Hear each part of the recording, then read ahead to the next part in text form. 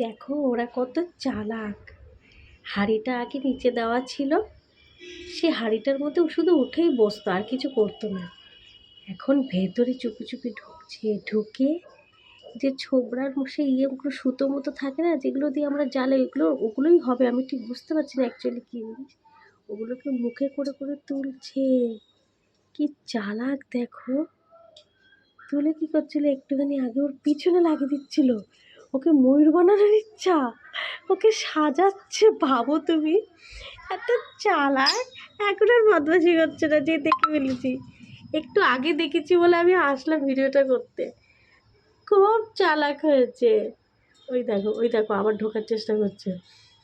ওই ওই ওই ওই ঢুকে বললো, ফুকো দিয়ে দেখতে পাবে কি করছে।